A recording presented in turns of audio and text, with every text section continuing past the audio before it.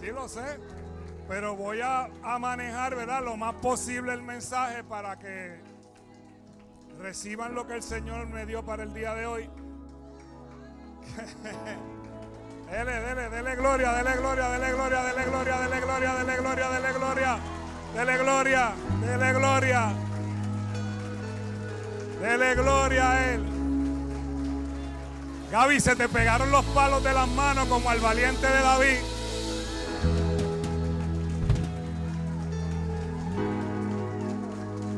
Yoli, en esta gloria te felicitamos en tu cumpleaños, que cumpliste años ayer.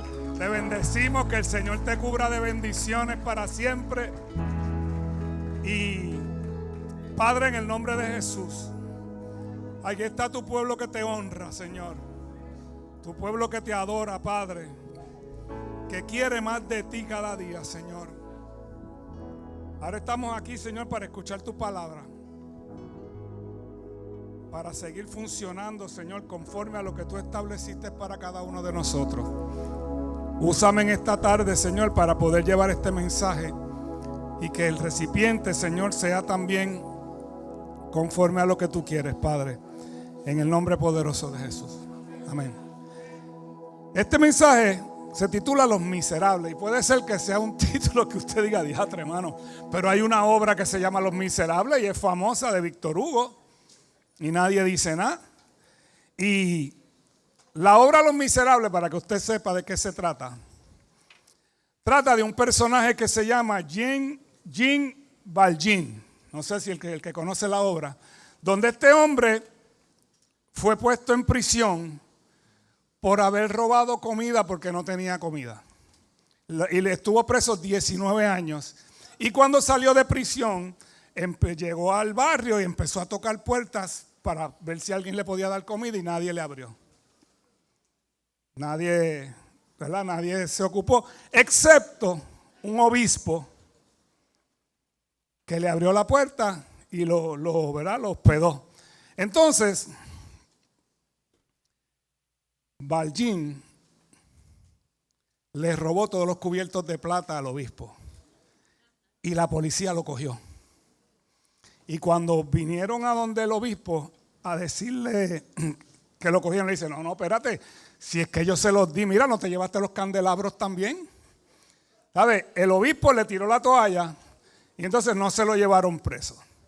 Pero entonces, al él no encontrar qué hacer en ese lugar, se va a Francia, y en Francia se cambia el nombre a Madeleine, señor Madeleine. Y ahí él crea una fábrica, él inventa algo, un servicio en una fábrica que empieza a echar para adelante, como quien dice. Entonces, en esa fábrica empieza a trabajar esta muchacha que había quedado embarazada sin casarse. Y en ese tiempo, como era en el tiempo de nosotros antes, eso era, muchachos, un tabú. Y entonces pues empezaron a señalar a la muchacha y demás. Entonces la muchacha le da el hijo que tiene, una niña, la da a una gente que se la cuiden, que ella le iba a mandar dinero. Pero esa gente que cuidaba se parece a los que escoge el departamento de la familia, que son unos gansos. Y querían más chavo, hasta que llegó el momento que ella no podía. Entonces, cuando descubrieron que ella era madre soltera también en la fábrica, también le dieron de codo. Pero el señor Madeleine ahora, pues le tiene misericordia con ella. Pero entonces esa mujer enfermó y se murió. Y el señor Madeleine va entonces y le da un montón de dinero a la gente esa que estaba cuidando el bebé. La niña, Cosette se llama la niña, y se la trae. Entonces, él se va a Inglaterra y allí la cría, hasta que entonces la niña Cosette, ya crecida, se enamora de este muchacho que se llama Marius. Pero a Madeleine no le gusta mucho el muchacho, y entonces se lleva de nuevo para Francia a Cosette. Entonces él leyó una carta. Ahí viene la guerra de Francia de Napoleón. Y entonces el muchacho abrumado se mete, no quiero ni vivir, se metió en la guerra. Entonces el señor Madeleine ve unas cartas que se escribieron ellos y se dio cuenta que estaban enamorados de verdad. Y entonces él, para buscar defender a Marius, se metió al ejército también. Entonces, en el ejército en la guerra pasa algo que él tiene que salvar. Él le salva la vida a Marius, pero Marius no lo sabe. Y entonces había un policía que estaba buscando a este señor, porque fue que cuando él lo arrestaron, él se escapó. A él lo arrestaron de nuevo y él se escapó. Y lo seguía buscando el mismo policía. Y ese es el soldado que se encuentra con Madeleine. Y ahí le dice: chico, pero no, dame un break, hay que salvar a este muchacho porque este es el enamorado de mi hija. ¿Sabes? Dame break. Y entonces le da break, pero entonces el tipo sigue tratando de capturarlo, pero no pasa nada. Cuando vuelven se acaba la guerra, entonces él permite que estos dos muchachos se casen. Y ahí el señor Madeleine le explica que él había sido un convicto, que todo lo que él había hecho. Y los dos se le alejan. Entonces él se muda de nuevo a Inglaterra y allí cae postrado en una cama. Pero una persona le dice a Marius: tú estás vivo gracias a ese hombre. Y él lo habla con Cosette y entonces ambos van, se reconcilian y el señor, que el nombre es Valjean, Madeleine, el verdadero es Valjean, muere y le deja toda la fortuna a ellos dos. Esa es la obra Los Miserables, para que sepan. Y tiene, ¿verdad?, su concepto de persona que está dispuesto a entregarlo todo como Jesús. Pero la palabra miserable, los miserables, tiene dos significados. Yo me quiero referir a uno, es por lo que tengo el nombre. El primero es que vive en un estado de pobreza extrema, en unos campos despoblados por el hambre y la peste. Ese es uno de los significados. Y el otro, que es muy desgraciado e infeliz, que se consideraba desdicha y miserable en aquellos primeros días. Es un ejemplo que da de una oración. Pero es que es muy desgraciado e infeliz. Y ese es el que yo me refiero en el título de Los Miserables. Y mientras pensaba ¿verdad?, y le pedí al Señor sobre de esas veces que me da el título primero, me viene a la mente un evento bíblico que todo el mundo posiblemente conoce, pero que lo vamos a tratar de llevar, ¿verdad?, al punto donde el Señor quiere que hagamos esto. Y yo quiero que usted vaya conmigo a Primera de Samuel, al capítulo 18.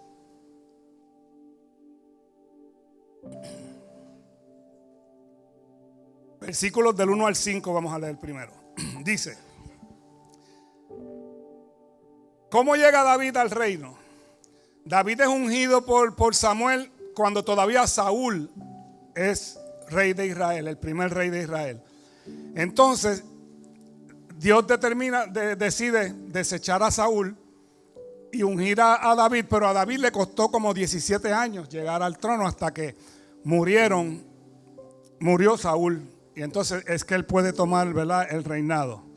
Entonces, en 1 Samuel 18:1 al adelante dice: después de que David terminó de hablar con Saúl, todavía no era rey, conoció a Jonatán, el hijo del rey. De inmediato se creó un vínculo entre ellos, pues Jonatán amó a David como a sí mismo. A partir de ese día, Saúl mantuvo a David con él y no lo dejaba volver a su casa. Jonatán hizo un pacto solemne con David porque lo amaba tanto como a sí mismo. Repite 2 veces lo mismo.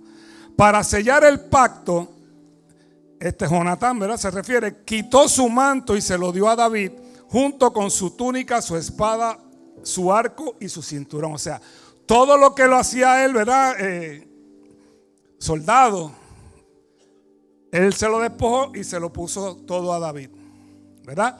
En símbolo de pacto, dice. Entonces llegó el día en que en una batalla contra los filisteos, Saúl y Jonatán mueren ambos. Usted sabe la historia. Cuando Saúl vio que estaba la cosa mala, se tiró contra, se espetó el mismo harakiri, le llaman los japoneses. se tiró, puso la espada y se tiró contra la espada y murió. Y 2 más de sus hijos murieron ese día. Y entonces los filisteos, ¿verdad?, empezaron a dominar, empezaron a tener control de ciertas de las ciudades de Israel. Y en la costumbre en el tiempo era que cuando un rey conquistaba un pueblo, iba y buscaba a toda la familia del rey y la liquidaba toda. Porque no podía venir alguien que después viniera a tratar de reclamar el trono. Había que liquidar a toda la familia. Entonces llega Saúl al reino. Y después de algunas batallas y de cosas que pasan, algo ocurre en David, que está en el capítulo, vamos al capítulo 9 ahora, de segunda de Samuel ahora. Capítulo 9 del 1 al 4 vamos a leer. Dice: cierto día David preguntó: ¿hay alguien de la familia de Saúl a quien que aún siga con vida? ¿Alguien a quien pueda mostrarle bondad por amor a Jonatán? Entonces mandó a llamar a Siba, un hombre que había sido uno de los siervos de Saúl. ¿Eres tú Siba?, le preguntó el rey. Sí, señor, lo soy, contestó Siba. Enseguida el rey le preguntó: ¿hay alguien de la familia de Saúl que todavía viva? De ser así, quisiera mostrarle la bondad de Dios. Siba le contestó: sí, uno de los hijos de Jonatán sigue con vida, está lisiado de ambos pies. ¿Dónde está?, preguntó el rey. En Lodebar, le contestó Siba, en la casa de Maquir, hijo de Amiel. Nosotros pues siempre hablamos de David, las cosas malas que hizo David, ¿verdad?, todos los fallos que tuvo David. Pero este es uno de los puntos donde se demuestra por qué David es llamado el hombre conforme al corazón de Dios. Porque así actúa Dios. Cualquier rey hubiera buscado a cualquier sobreviviente de Saúl para ir a matarlo, porque no podía quedar nadie. Pero a lo que quiere hacer David aquí es tener misericordia de alguien. Entonces, cuando vamos para atrás un momentito, en 2 de Samuel, el capítulo 4, versículo 4, vamos a ver qué fue lo que le pasó a Mefiboset. El capítulo 4, versículo 4, dice: Jonatán, hijo de Saúl, tuvo un hijo llamado Mefiboset, quien quedó lisiado de niño. Cuando Mefiboset tenía 5 años, llegó la noticia desde Jezreel de que Saúl y Jonatán habían muerto en batalla. Al enterarse la niñera, tomó al niño y huyó, pero en el apuro el niño se le cayó y quedó lisiado de las 2 piernas. 5 años tenía el niño. Entonces, ya habían pasado algunos años, o sea que ya Mefiboset era un hombre. Y aquí mostramos que todavía quedaba un siervo de Saúl en el reino. También lo dejó con vida David. Entonces, si seguimos la secuencia de cómo funcionan los reinos, después de Saúl el rey debió ser Jonatán, y después de Jonatán el rey debió ser Mefiboset. Así es que era, o sea que ese muchachito que estaba por ahí todavía era uno de los que hubiese sido rey si las cosas no hubiesen sido como ocurrieron. Entonces, dice que vivía en Lodebar. ¿Qué es Lodebar? Era un lugar que quedaba bastante lejos de Jerusalén, o sea que quedaba lejos totalmente de Dios, porque donde se hacía todo lo religioso era en Jerusalén. Donde Lodebar significa donde no hay palabra y significa miseria. No hay pastos, no pastos, es el significado. O sea, es la miseria total donde vive, un lugar de desolación, donde posiblemente mucha gente había ido porque se sentían indignos quizás de vivir en otro sitio. ¿Usted no se ha fijado que eso ocurre? Yo me crié al lado del Fanguito y mis panas eran del Fanguito y me crié con aquella gente en los tablados aquellos, el que sabe lo que es el Fanguito, ¿verdad? Eso ahora es la autopista. Y siempre todo el mundo se quedaba ahí, nadie salía. Hacían otra casa al lado de madera y otra al lado y otro lado y se quedaban todos ahí, pero nadie buscaba salir. Y malo, no es nada malo, pero era un lugar donde había, ¿sabes? Era caliente. ¿Sabes? En ese tiempo era cuando en los fines de los 60, principios de los 70, eran, ¿verdad? La heroína estaba en todo su apogeo y yo recuerdo ver subir y bajar los adictos, verlos tirados en la acera. Y eso, cuando yo veo Lodabar, me imagino ese lugar, donde estaban todos los adictos, donde estaban todos los, ¿verdad? Los abusados, donde estaban todos los depresivos, todos los que habían sido maltratados, estaban ahí. Y posiblemente se llevaron ahí a Mefiboset, porque era el lugar donde menos hubieran buscado al nieto del rey. Iban a buscar al nieto del rey en Lodabar. Lo escondimos ahí, pero cuando pensamos en eso, ¿con qué cultura entonces se crió Mefiboset? Porque posiblemente en el fanguito había gente que le decían a sus hijos: tú vas a salir de aquí, tú no vas a ser igual que nosotros, tú vas a estudiar, tú vas a echar para adelante. Si existe, porque existe siempre alguien que hace eso, pero posiblemente no, porque hay gente que se queda en Lodabar. Y es posible que hayamos gente aquí hoy que estemos viviendo en Lodabar por alguna razón. Entonces, Mefiboset tenía miedo. ¿Sabes? Si el rey, ¿para qué me quiere el rey? ¿Para qué me quiere el rey? O sea, yo soy descendiente del rey anterior, pues entonces lo lógico es que me van a matar. Entonces yo no sé, en ese tiempo no estaban Amaril ni Félix para arreglarle las pies, y menos en Lodabar. O sea, que esos huesos se quedaron así rotos toda la vida de ese muchacho. Y yo no sé si él se arrastraba, yo no sé si, o sea, no habían sillas de ruedas. Ahora las sillas de ruedas tú las mueves hasta con las manos, pero en ese tiempo no existía la medicina como es hoy en día, que posiblemente ese muchacho se arrastraba y así vivía. Entonces, vaya conmigo a 2 de Samuel 9, versículo 5 en adelante. Esa es la secuencia de lo que leímos ahorita. Dice entonces David mandó a buscarlo y lo sacó de la casa de Maquir. Su nombre era Mefiboset, era hijo de Jonatán y nieto de Saúl. Cuando se presentó ante David, se postró hasta el suelo con profundo respeto. David dijo: saludos, Mefiboset. Y Mefiboset respondió: yo soy su siervo. Yo me imagino que él ni lo miraría, él estaría así. ¿Por qué? Siendo nieto del rey, pero habiendo vivido en Lodabar, no era lo mismo. Los primeros 5 años los pasó en el palacio, pero el resto lo pasó en el lugar de miseria. Entonces, versículo 7. No tengas miedo, le dijo David. Mi intención es mostrarte mi bondad por lo que le prometí a tu padre Jonatán. Te daré todas las propiedades que le pertenecían a tu abuelo Saúl y comerás aquí a la mesa del rey.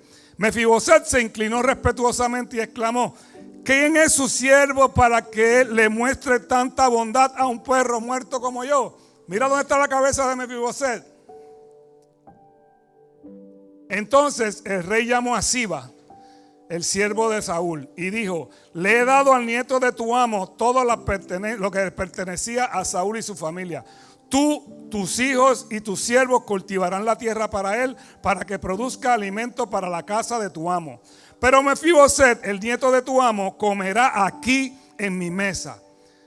Dice que Siba tenía 15 hijos y 20 siervos. Siba respondió: sí, mi señor el rey, yo soy tu siervo y haré todo lo que me ha ordenado. A partir de ese momento, Mefiboset comió a la mesa de David como si fuera uno de los hijos del rey. Mefiboset tenía un hijo pequeño llamado Mica. A partir de entonces, todos los miembros de la casa de Siba fueron siervos de Mefiboset, y Mefiboset, quien estaba lisiado de ambos pies, vivía en Jerusalén y comía a la mesa del rey. Al principio, Mefiboset no se atrevía a llegar. Decía: mira cómo él dice: ¿quién soy yo, un perro muerto, para que tú tengas misericordia de mí? Porque él pensaba que podía ser el final de él y de su hijo, porque se sentía indigno. Pero Mefiboset había nacido en el palacio con sangre real. Había propósito en él. ¿Sabe? Él venía con un propósito que su abuelo, por hacer lo que no tenía que hacer, pues le costó. Pero entonces,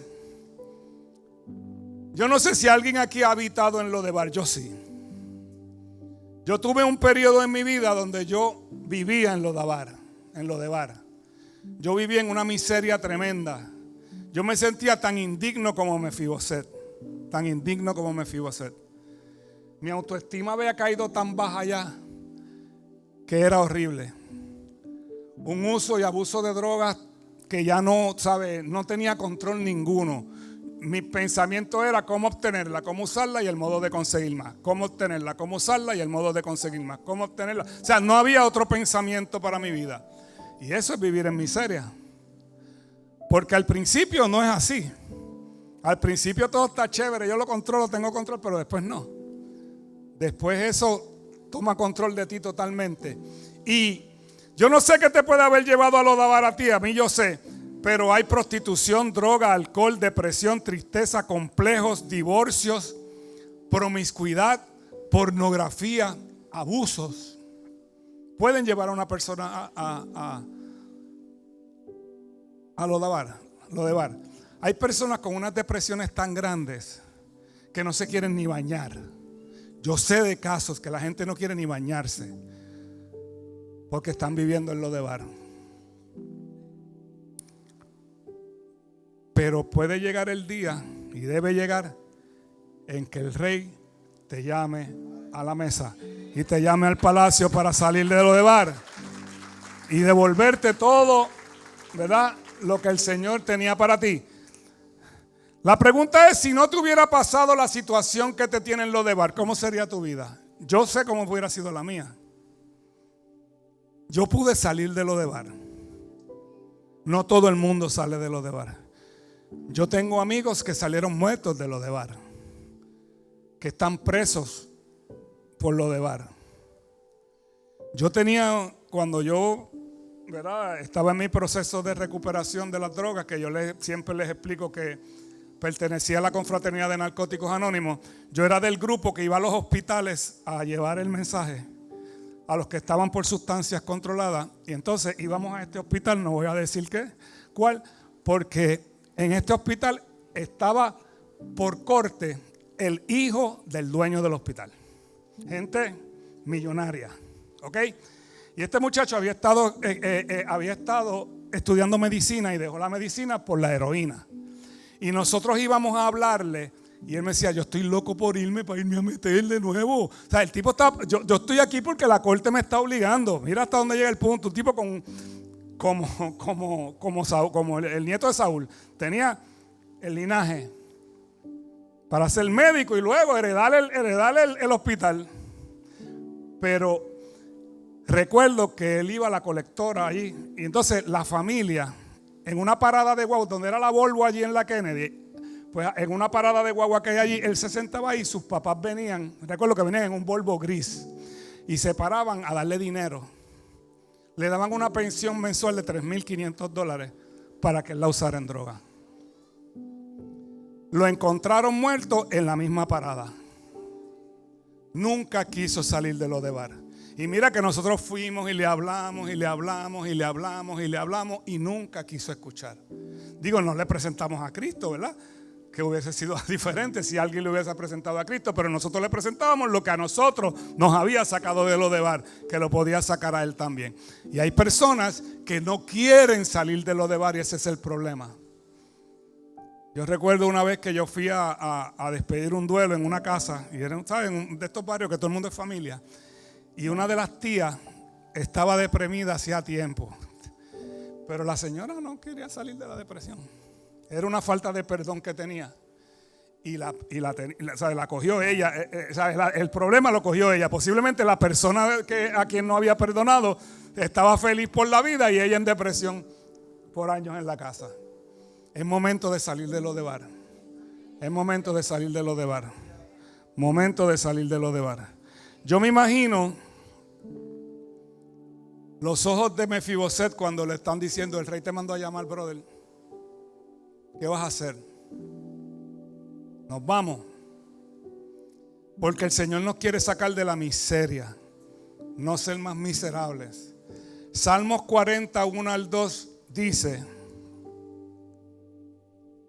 pacientemente esperé a Jehová y se inclinó a mí y oyó mi clamor y me hizo sacar del pozo de la desesperación, del lodo cenagoso, puso mis pies sobre peña y enderezó mis pasos. Solo hace el Señor para cualquiera que lo quiera. Para cualquiera que lo quiera. Pero es posible también que en todas esas cosas que yo mencioné, fue alguien que te dejó caer en algún momento. ¿Quién te dejó caer? Padre, madre, familiar, pastor. Alguien te puede haber dejado caer y eso te tiene en la condición que estás hoy. Y hoy es tiempo de sacar eso del sistema, perdonar si hay que perdonar y entonces empezar una nueva vida en el día de hoy en la mesa del Rey, comiendo en la mesa del Rey. La pregunta es si te atreves a recibirla, a responder a la invitación del Señor. Porque el Señor te quiere salvar no por lo que tú eres, sino por lo que eres para Él. Eres demasiado de importante para el Señor, que lo llevó a la cruz del Calvario a morir por ti y por mí. Cuán importantes somos tú y yo para el Señor, porque posiblemente piensa que tú no eres importante para nadie. Hay uno para quien tú eres importante. Que posiblemente hay un latigazo en la espalda que lleva tu nombre. Hay una espina en la frente que lleva tu nombre. Uno de los clavos de las manos, de los pies, lleva tu nombre. Lleva tu nombre. Lleva tu nombre. Lleva tu nombre. En el caso de Jesús, que se acordó del pacto con Jonatán, Jesús se acordó del pacto con Abraham, que dijo que en ti serán benditas todas las familias de la tierra. Y una de las bienaventuranzas dice: bienaventurados los pobres de espíritu. El pobre de espíritu es que está débil espiritualmente. Y tienes que hay que darte un choque eléctrico para que tu vida espiritual vuelva. Tenemos casos como el hijo pródigo. El hijo pródigo tenía todo en su casa, pero quería irse a ver el mundo. ¿Y qué le pasó? Terminó apacentando cerdos, que era algo inmundo para los israelitas. Se sentía miserable apacentando cerdos. Yo estoy seguro que se sintió miserable. Como yo te digo, él se fue con una Lacoste y llegó con una gallina de palo aquí. El logo era una gallina de palo cuando llegó. Los salvatores ferramados llegaron unas chancletas metedeo de esas de cono. Que te dan 5 por 2 pesos.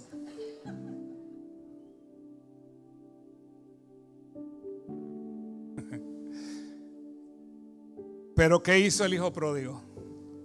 Dice que miró al cielo y dijo: he fallado contra ti y contra mi padre. El hijo pródigo era capaz de convertirse en un empleado. Él dice: cualquiera de los jornaleros de mi padre está mejor que yo mejor voy y le digo a mi papá que me dé trabajo. Pero ¿qué pasó cuando regresó? Él dice que el papá lo vio a lo lejos y corrió hacia él y dijo: traigan la vestidura, tráiganme calzado y tráiganme el anillo, que eso es lo que te hace miembro de la familia. Y después dice: maten el becerro gordo, el que tenían para el Yom Kippur. Él dijo: después engordamos otro, dale ese a él. Pero siempre el hermano, ustedes saben que el hermano lo cogió de otra forma. Pero el Señor, si tú no te sientes digno, el Señor en su ministerio se dedicó a los indignos, a los miserables.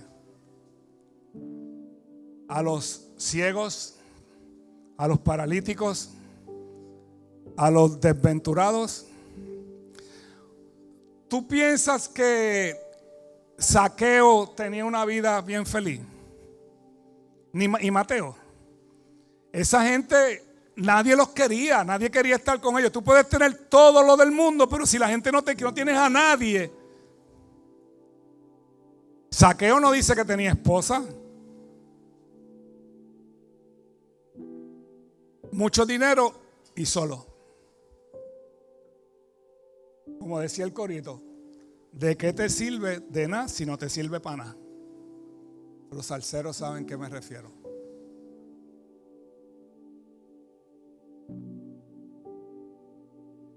Cuando Jesús en un momento dado lo tocó una mujer con un flujo de sangre que lo puso inmundo. Después fue y se metió en un cuarto con una niña muerta, lo que lo pone inmundo. Porque ese fue el ministerio de Jesús. Él dijo, yo vine a buscar y a salvar lo que se había perdido. Nosotros.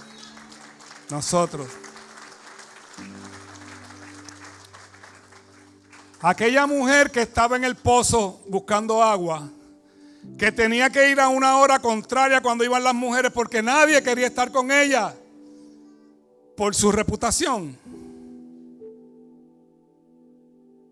Y Jesús le dice a los discípulos, me es necesario pasar por Samaria. A la hora específica que tenía que pasar. Y él le dijo, váyanse ustedes a comprar comida que yo tengo un asunto que arreglar aquí. Y se sentó y llegó aquella mujer. A quien primero Jesús le dijo que era el Mesías fue esa mujer. Fue esa mujer. Se preocupó por los miserables, los que nadie quiere estar. Posiblemente a tu mamá y tu papá, igual que me pasó a mí, con ese nene yo no te quiero. ¿A alguien le pasó? A todo el mundo. Con ese nene no te quiero.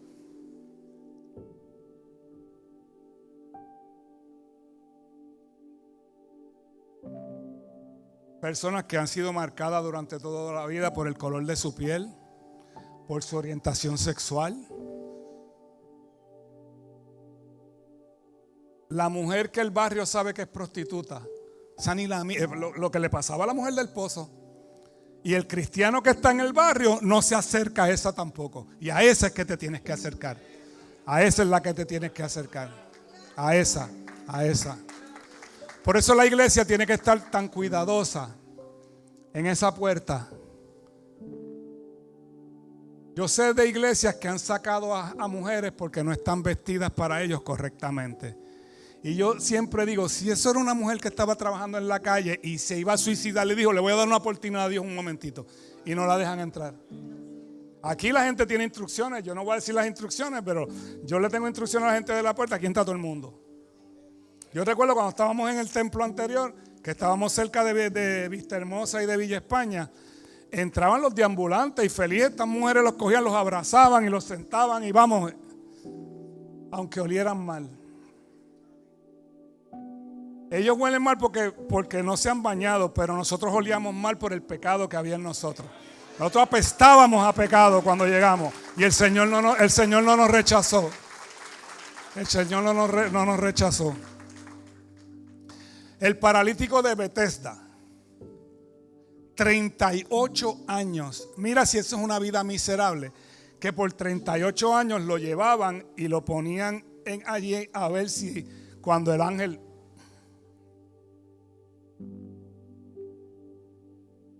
¿Usted cree que un ángel movía las aguas? Eso era una corriente a lo mejor que entraba por allí debajo cada rato y se movía y la gente decía que era un ángel y la gente estaba allí sentada esperando. Pero llegó el que tenía que llegar. Y se dirigió específicamente a ese hombre. A lo mejor ese hombre era el más años que llevaba ahí. Y Jesús lo sabía. Le dijo, ¿quieres ser salvo? Pues, pero es que nadie me puede llevar. Yo no te hice esa pregunta. Yo te pregunté que si quieres ser sano. Vamos a levantarte de ahí, ya se acabó la miseria para ti. Llegó el que tenía que llegar. Agarra tu camilla y vete. Suban los adoradores, por favor.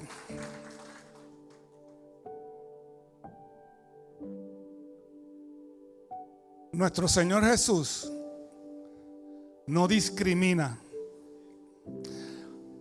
A mí me pone a pensar el apóstol Pablo. Cuando el apóstol Pablo en un momento dado da su resumen. Yo soy de la tribu de Benjamín, yo soy fariseo de fariseos, yo era por mi celo por el Señor, perseguía a la iglesia, yo tenía 3 maestrías, 2 doctorados, 4 honoris causa. Y después digo, por todo eso yo lo doy por basura. Pero después el apóstol Pablo dijo, ahora ya no hay griego, ni hay judío, ni hay hombre, ni hay mujer, ahora somos todos uno en Cristo. Somos todos uno en Cristo, no importa que vengas de Lodebar. No importa que vengas de Lodebar. Llegó el tiempo de salir de Lodebar. ¿Ok? Efesios 2, 4 al 7 y termino. Pero Dios, que es tan rico en misericordia y nos amó tanto, que a pesar de que estábamos muertos por causa de pecados, nos dio vida cuando levantó a Cristo de los muertos. Es solo por la gracia de Dios que ustedes han sido salvados, pues nos levantó de los muertos junto con Cristo y nos sentó con Él en los lugares celestiales, porque estamos unidos a Cristo. De modo que en los tiempos futuros Dios puede ponernos como ejemplos a la increíble riqueza de la gracia y la bondad que nos tuvo, como se ve en todo lo que ha hecho por nosotros que estamos unidos a Cristo. O sea, el Señor no discriminó con nosotros, ni nos preguntó. El Señor simplemente, cuando nosotros abrimos nuestro corazón, nos dijo, vente, sígueme, sígueme, sígueme.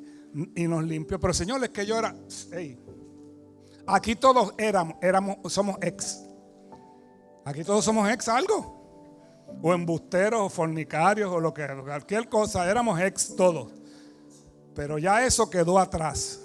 Ya usted fue invitado a participar de la mesa del Rey. Y es tiempo que usted se levante y participe de la mesa del Rey.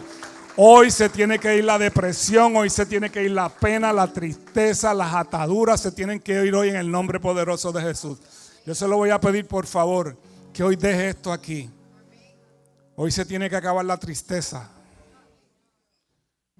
Nosotros estamos investidos por el gozo del Señor. Y dice que el gozo del Señor es nuestra fortaleza, dice el apóstol. Pues entonces es tiempo de que usted deje de estar triste. No cuadra ser cristiano y estar en depresión. No cuadra. Hay algo que usted tiene que hacer. Él dijo, venid a mí los que estáis trabajados y cargados, que yo los haré descansar. Descansar. A veces con los pensamientos nada más nos cansamos de estar pensando en la tragedia, en la esto y la otra. No se preocupe más. Por los hijos, entrégueselos al Señor. Ore. Su matrimonio, entrégueselo al Señor. Sus finanzas, ya yo le he explicado lo que usted tiene que hacer con las finanzas. Si no lo ha hecho, pues no puede tener resultados, desgraciadamente. Pero el Señor tiene una forma para cada cosa. Tiene una solución para cada situación de tu vida. ¿Ok? Yo te voy a pedir que inclines tu rostro un momentito y que, bueno, cogí el baterista, te estaba despegando los Pablos. Analice por favor ahora, un momentito, lo que si usted está en Lodebar o si salió de Lodebar y se trajo arrastrado medio Lodebar con usted. Incline su rostro un momento.